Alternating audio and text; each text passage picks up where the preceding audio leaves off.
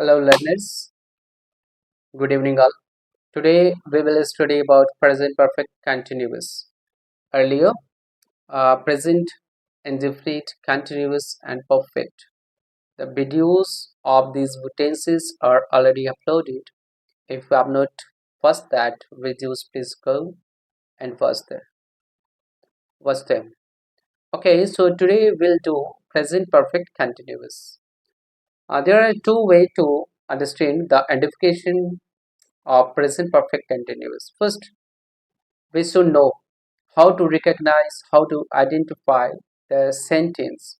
After getting understand this thing, we can easily make sentences of present perfect continuous. I mean to say कि पहले हमें समझना है कि प्रेजेंट परफेक्ट कंटिन्यूअस क्या होता है.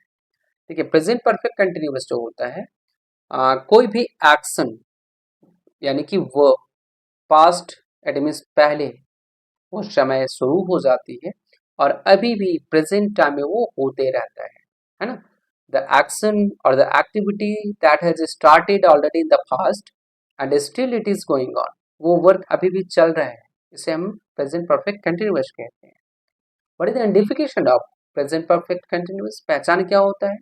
तो देखिए, इसकी पहचान हिंदी से मैं आपको पहले बता रहा हूँ कि टाइम के साथ आईएनजी फॉर्म में लगा रहेगा. टाइम के साथ, है ना. जैसे 2 बजे से खेल रहे हैं, 8 दिनों से सिखाया जा रहा है आपको, मीन्स आप सीख रहे हो, है ना. 5 दिनों से बारिश हो रही है. 2013 से मैं दिल्ली रह रहा हूँ. तो such sentences, this all sentences are ending with time plus रहा है. इट मीन्स एक टाइम दिया हुआ है ना. समय की ड्यूरेशन दी हुई है कि 4 दिनों से बारिश हो रही है, 2015 से दिल्ली में रह रहे हैं. Like this sentences. ये एक हुआ हिंदी से. इंग्लिश से क्या इसकी पहचान होगी? Have, has plus been and then V four. और सबसे बड़ी पहचान इसकी फ्रॉम और सिंस का यूज होता है. ओके, आई होप कि आपको आइडेंटिफिकेशन समझ में आया होगा कि इफ वी गेट ता रहा है, ते रही है, ते रहे हैं, या टाइम प्लस रहा है, रही है, रहें, etc. with the verb at the last part of in the sentence, we understand that this is the sentence of present perfect continuous tense. Okay, coming to the next part. Now we will read the rules of present perfect. Present perfect continuous की rules क्या होती है? And earlier videos already have told you that in each tense you'll get 4 types of sentences. हर tense में 4 प्रकार का sentence मिलेगा, ये मैं आपको बताया था. वैसे आज का जो फर्स्ट एटमिस जो फर्स्ट सेंटेंस होता है वो क्या होता है? अफर्मेटिव सेंटेंस होता है. Affirmative it means sentence that shows positive statement.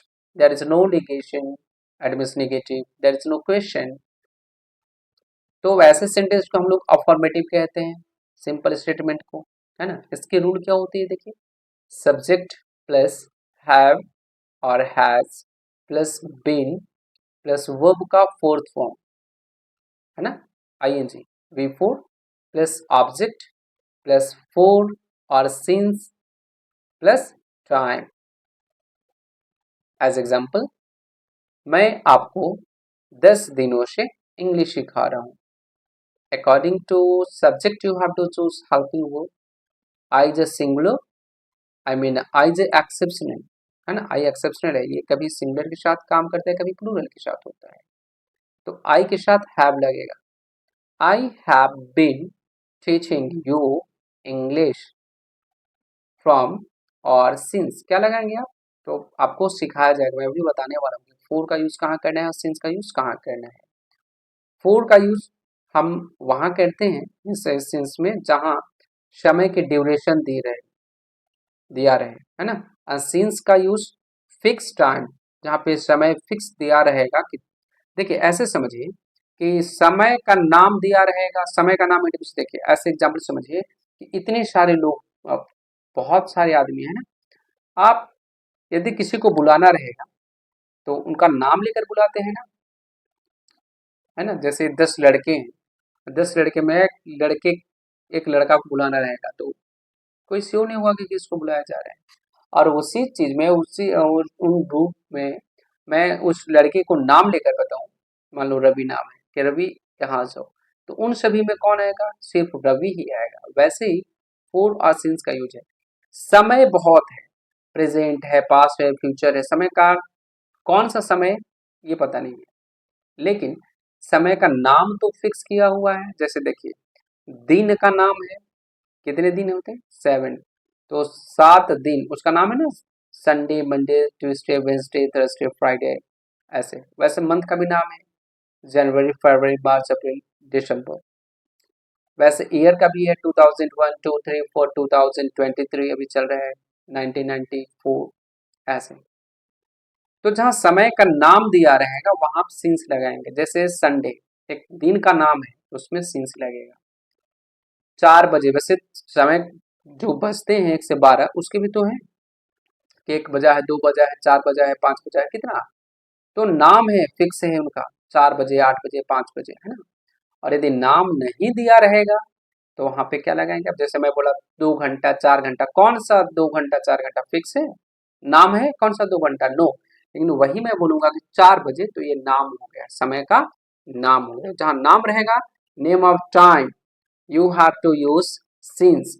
और जहां समय का नाम नहीं रहेगा वहां आप लगाएंगे फोर।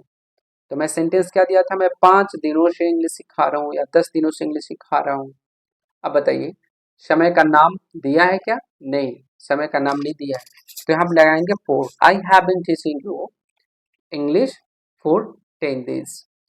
वह सोमवार से स्कूल जाना शुरू की है, या वह सोमवार से स्कूल जा रही है, सोमवार से स्कूल जा रही है।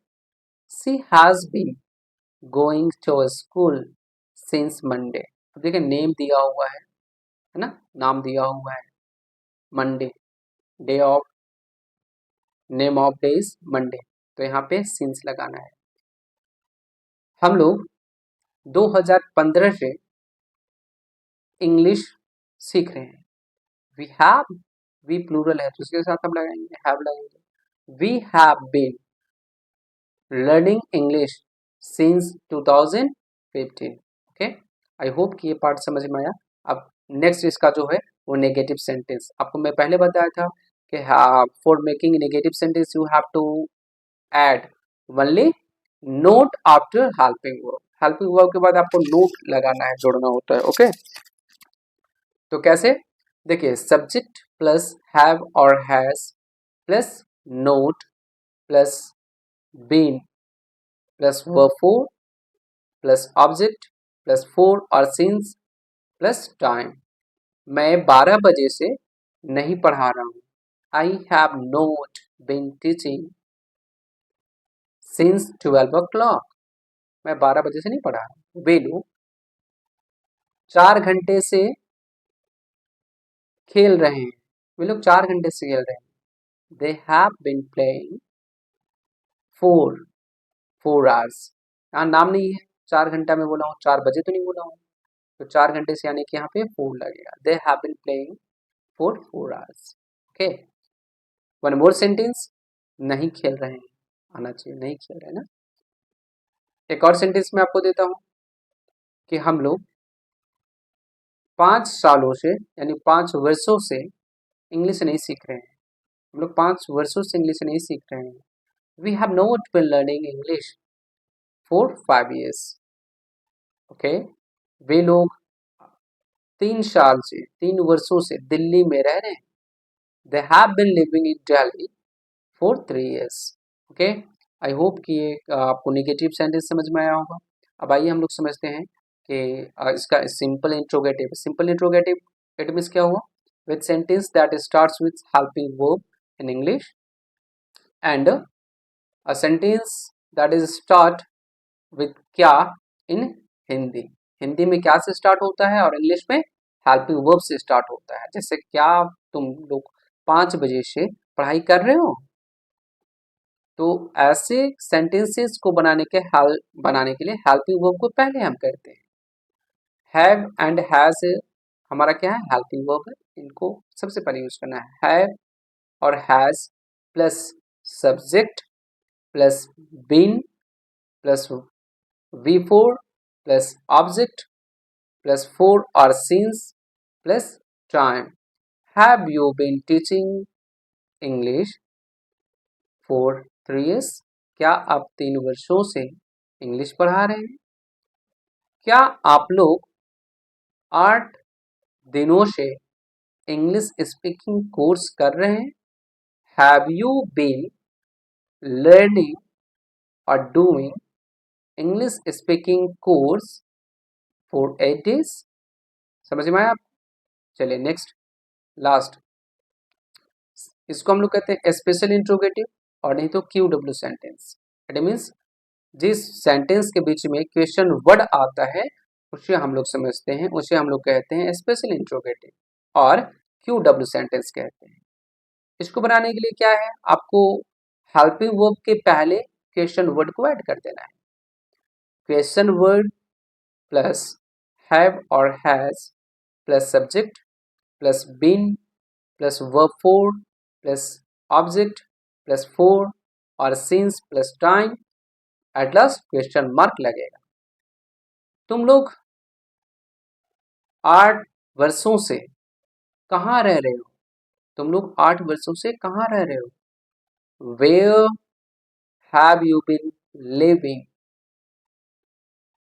For 8 years? 8 वर्षों से आप लोग कहाँ रह रहे हैं? वह 3 घंटे से क्या कर रहा है? वह 3 घंटे से क्या कर रहा है? अब देखिए क्वेश्चन वर्ड निकली क्या है इसमें, क्या, क्या कर रहा है, कितने, तो 3 घंटे से, फिक्स टाइम नहीं है। तो क्या का इंग्लिश सबसे पहले what according to subject, subject किसके बारे में बोला, वह यानी ही है, तो इसके साथ क्या लगाएंगे, हैज लगाएंगे। What has he been doing, कब से, 4 5 आवर्स और 3 आवर्स, 3 घंटों से क्या कर रहे हैं। आई होप कि आपको ये समझ पाया कि प्रेजेंट परफेक्ट कंटिन्यूअस कैसे बनाते हैं। Please subscribe, like and share. Thank you.